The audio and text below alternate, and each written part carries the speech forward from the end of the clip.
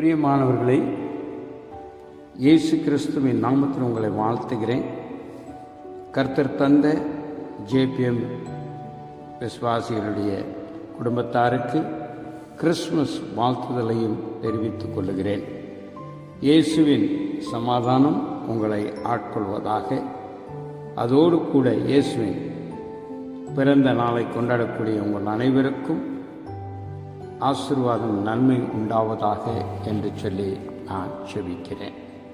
எனக்கு அருமையானவர்களே, கிறிஸ்து பண்டிகையை கொண்டாடக்கூடிய நாம் இயேசு இந்த பூலோகத்தில் ஏன் பிறந்தார் என்பதை அறிந்து கொள்ளவும் மற்றவர்களுக்கு அறிவிக்கவும் நாம் கடமைப்பட்டவர்களாக இருக்கிறோம். இயேசு மனுஷர் சாயலானார் என்று சொல்லி வேதத்திலே வாசிக்கிறோம். வேதம் என்ன சொல்லுகிறது என்று பார்க்கும்போது, நாம் வேதத்திலே வாசிப்பவையானால் பிலிப்பு 2ஆம் அதிகாரம் அதில் 6-7 வாசிக்கும்போது இங்கு வாசிக்கிறோம், அவர் தேவனுடைய ரூபமாய் இருந்தும் தேவனுக்கு சமமாயிருப்பதை கொள்ளையாடின பொருளாக எண்ணாமல் தம்மை தாமே வெறுமையாக்கி அடிமையின் ரூபமெடுத்து மனுஷர் சாயலானார் என்று சொல்லி பிலிப்பு 2ஆம் அதிகாரம் 6-7 நாம் வாசிக்கிறோம். எனக்கு அருமையானவர்களே, பரலோகத்தின் தேவகுமாரனாகிய இயேசு எத்தனை தியாகத்தோடு தன்னை தாழ்த்தி பூமிக்கு இறங்கி வந்தார் என்பதை நாம் அறிந்து கொள்ள வேண்டியது அவசியமாக இருக்கிறது. இந்த கிறிஸ்துமஸ் பாலகன் யார் என்று பார்க்கும்போது வேதம் சொல்லுகிறது, யோவான் 1ஆம் அதிகாரம் 1-2 வாசிக்கும்போது, ஆதியிலே வார்த்தை இருந்தது, அது தேவனிடத்தில் இருந்தது என்றும் நாம் அங்கு வாசிக்க முடியும். அது மாமிசமாய் கடந்து வந்ததாக யோவான் அங்கு குறிப்பிடுகிறதை நாம் பார்க்கிறோம். அது மட்டுமல்ல, எனக்கு அருமையானவர்களே, கொலோசியர் 1ஆம் அதிகாரம் 15ஆம் வசனத்தில் வாசிக்கும் போது, அவர் அதர்சனமான தேவனுடைய சற்புருவமும் சர்வ சிருஷ்டிக்கும் முந்தின பேருமானவர் என்று சொல்லி அங்கேயும் நாம் வாசிக்கிறோம். யாருக்காக இந்த பூலோகத்தில் மனுஷனாய் வந்தார் என்றால், எனக்கு அருமையானவர்களே, நமக்காக அவர் உலகத்தில் வந்தார். அல்லேலூயா. வேதத்திலே நாம் வாசிக்கும் போது இன்றைய தினத்திலே எல்லா இடங்களிலும் இந்த கிறிஸ்துமஸ் நாளை கொண்டாடக்கூடிய, இயேசு பிறந்த நாளை கொண்டாடக்கூடிய ஒவ்வொரு இடங்களிலும் லூக்கா 2ஆம் அதிகாரம் 13-14 வசனத்தின் மூலமாய் செய்திகளை பகிர்ந்து கொள்வதை நாம் கேட்க முடியும். தேவ தூதர்கள் கூறிய செய்தி, தேவனுக்கு மகிமையும் பூமியிலே சமாதானமும் மனுஷர் மேல் பிரியமும் உண்டாவதாக என்று சொல்லி தேவனை துதித்தார்கள் என்று அங்கு நாம் வாசிக்கிறோம். எனக்கு அருமையானவர்களே, நாம் இப்பொழுது வாழ்ந்து கொண்டிருக்கிற இந்த நாட்களில் எப்படிப்பட்ட காரியங்கள் நடக்கிறது, எப்படிப்பட்டதாக இருக்கிறது என்பதை குறித்து ஒரு கேள்வி உண்டு. காரணம், எங்கு பார்த்தாலும் குழப்பம், யுத்தம், சமாதானமே இல்லாத இந்த நிலை. ஆனால் கிறிஸ்மஸ் என்பது ஃபெஸ்டிவல் ஆஃப் பீஸ் என்று அழைக்கப்படுகிறது. சமாதானத்துக்கு ஏற்ற பண்டிகையாம். ஆனால் எப்படி அழைக்கப்படுகிறதோ அது இன்றைய தினத்தில் காணப்படாத ஒரு நிலை. காரணம், சமாதானத்தின் பண்டிகையே அன்றி பின் ஏன் இன்னும் இவ்வுலகத்தில் சமாதானமற்ற நிலை என்ற ஒரு கேள்வி வருகிறது. எனக்கு அருமையானவர்களே, இயேசுவின் பிறப்புக்கு முன்பாக ஒரு இடமும் அவருக்கு கிடைக்காதபடியினால் சத்திரத்தில் இடமில்லாத போது மாட்டுத் தொழுவத்தில் இடம் கிடைத்ததாகவும் அங்கு நாம் பார்க்கிறோம். அது மட்டுமல்ல, மாட்டுத் தொழுவம் என்பது அழுக்கான ஒரு இடம். அந்த அழுக்கான ஒரு இடத்திலே இயேசு பிறந்திருக்கிறார் என்று மாட்டுத் தொழுவத்தில் பிறந்த இயேசு என்று சொல்லுகிறார்கள்.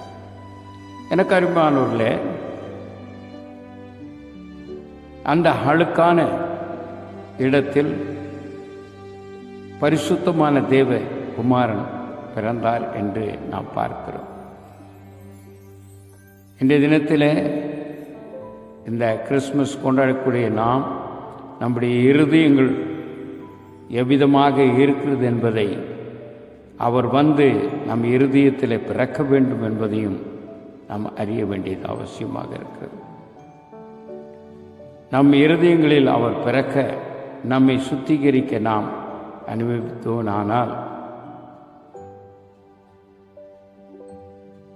நிச்சயமாகவே நம் ஒவ்வொரு இருதயத்திலும் அந்த சமாதானத்தை பெற்றுக்கொள்ள முடியும். தேவதூதன் சொன்ன அந்த சமாதானம் இயேசுவை பிறந்த நாளை கொண்டாடக்கூடிய உங்கள் இருதயத்தில் அதை கிடைக்கும்.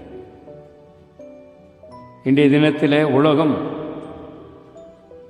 சுத்திகரிப்பை அனுமதிக்காததினால்தான் இந்த சூழ்நிலைகள் உருவாயிருக்கிறது என்பதை நாம் அறிவோம். நம் ஒவ்வொரு இருதயங்களிலும் கிறிஸ்து பிறக்கும்போது இந்த சமாதானம் நமக்கு கிடைக்கிறது. 3 வித சமாதானங்களை குறித்து நாம் இருதயங்களிலே அவைகளை தியானிக்க வேண்டியதாகவும் பத்திரப்படுத்த வேண்டியதாகவும் நாம் காணப்படுகிறோம்.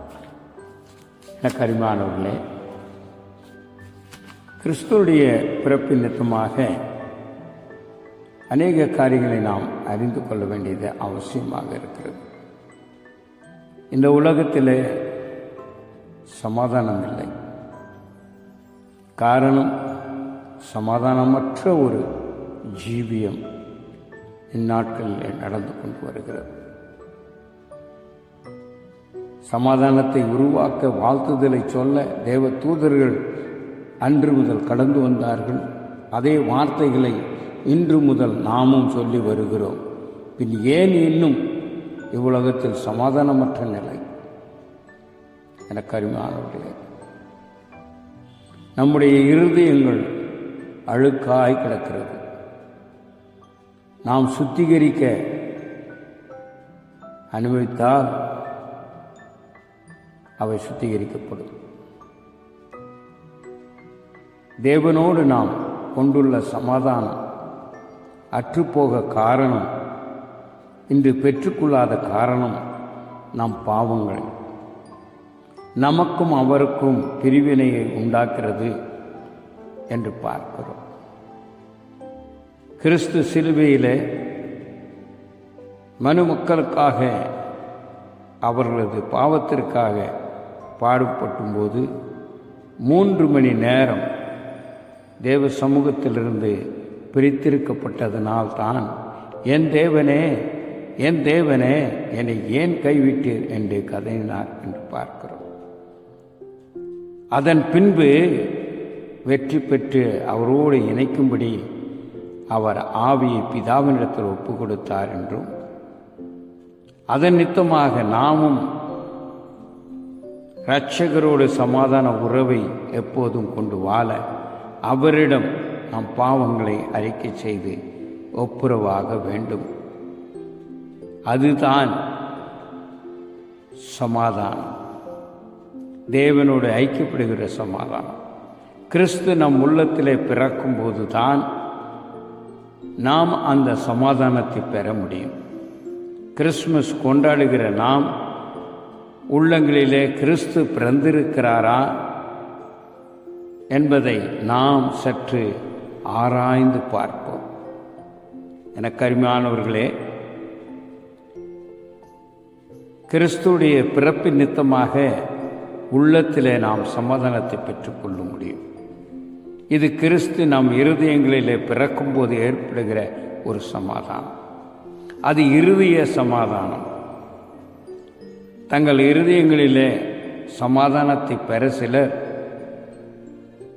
உலக பிரகாரமான பல வழிகளிலே முயற்சிக்கிறார்கள். அவைகள் தற்காரியமானது. சில நிமிடங்களுக்கு அல்லது சில நாட்களுக்கு நம்முடைய இருதயங்களிலே அது சமாதானம் தருவதாக காணப்படலாம். ஆனால் அது நிலையற்றது என கருமானவர்களே. நம் இயேசு இரட்சகர் பிலிப்பு 4:6-7 வாசிக்கும் போது, நீங்கள் ஒன்றுக்கும் கவலைப்படாமல் எல்லாவற்றையும் குறித்து உங்கள் விண்ணப்பங்களை ஸ்தோத்திரத்தோடு கூடிய ஜெபத்தினாலும் வேண்டுதலினாலும் தேவனுக்கு தெரியப்படுத்துங்கள். அப்போது எல்லா புத்திக்கும் மேலான சமாதானம் உங்கள் இருதயங்களிலே சிந்தைகளிலே அது காத்து கொள்ளப்படும் என்று பார்க்கிறோம். எனக்கு அருமையானவர்களே, வேத வசனத்தின் பிரகாரமாக நாம் அந்த சமாதானம் இயேசு கிறிஸ்துவின் மூலமாய் அவர் உள்ளத்தில் பிறந்தால் மட்டுமே கிடைக்கும். கவலைகள் மாறும். காரணம், வருத்தப்பட்டு பாரம் சுமப்பவர்களே, நீங்கள் என்னிடத்தில் வாருங்கள், நான் உங்களுக்கு இளைப்பாறுதலை தருவேன் என்று சொன்னார். இயேசு கிறிஸ்து இன்று உலகத்தில் பிறந்தார் என்று கொண்டாடுகிற நீங்கள் உங்கள் உள்ளத்தில் அவர் பிறக்க வேண்டியது அவசியமாக இருக்கிறது. எனக்கு அருமையானவர்களே, வேதத்திலே வாசிக்கும் போது நாம் தேவ சமூகத்தில் நம் இருதயங்களை ஒப்பு கொடுக்க வேண்டியது அவசியமாக இருக்குது. அப்போதுதான் நம்முடைய இருதயங்களிலே தேவ சமாதானம் கடந்து வரும். எனக்கு அருமையான தேவ செல்வமே, வேதத்திலே நாம் வாசிக்கும் போது 1 பேதுரு 5:7 மிக தெளிவாய் சொல்லப்பட்டிருக்கிறது. இப்படிப்பட்ட இருதய சமாதானத்தோடு இந்த வருட கிறிஸ்துமஸை கொண்டாட நாம் தீர்மானிக்க வேண்டும். எனக்கு அருமையானவர்களே, அது மட்டுமல்ல, ஒவ்வொருவரும் சமாதானமாய் இருப்பது கிறிஸ்து நம் இருதயத்தில் பிறந்தால் மட்டுமே அது முடியும். அதை நிச்சயமாக ஒருவருக்கொருவர் சமாதானமாக இருக்க பிரயாசப்படுவோம். ரோமர் 12:18 கூறுகிறது, கூடுமானவரை உங்களால் ஆன மட்டும் எல்லா மனுஷரோடும் சமாதானமாயிருங்கள். எனக்கு அருமையானவர்களே, நான் என்று சொல்வதை விட்டு அதை அழியும், அந்த அழிவை விட்டு நாம் பிறரை நேசிக்க வேண்டும். தம்மை போல் பிறரையும் நாம் நேசிக்க வேண்டும். தம்மை பிறர் மேல் அன்பு ஏற்படுத்த அவர்கள் குற்றங்களை மன்னிக்க வேண்டும். அவ்விதமாக நாம் செய்யும்போது சமாதானம் உண்டாகும். அனுதினமும் ஜெபத்திலே நாம் கூற வேண்டிய காரியம், கர்த்தருடைய ஜெபத்தை நினைவு கூறுங்கள். நாங்கள் மன்னிக்கிறது போல எங்களுக்கு நீர் மன்னியும் என்று சொல்ல வேண்டும். எனக்கு அருமையானவர்களே, இந்த வருடம் நம் கிறிஸ்துமஸ் கொண்டாட்டம் ஃபெஸ்டிவல் ஆஃப் பீஸ் என்ற தலைப்பிலே நாம் கொண்டாட வேண்டியது அவசியமாக இருக்கிறது. ஆனந்த கிறிஸ்துமஸ் பண்டிகை கொண்டாட்டம் சமாதானத்தோடு கொண்டாடுவோமாக. கர்த்தர் நம் ஒவ்வொருவருக்கும் கிறிஸ்துமஸ் கொண்டாட்டத்தில் சமாதானத்தை தந்து கிருபையாய் அவர் வழி நடத்துவாராக. தேவன் தாமே உங்கள் குடும்பத்தாரையும் ஆசீர்வதித்து வழி நடத்துவாராக. ஆமென்.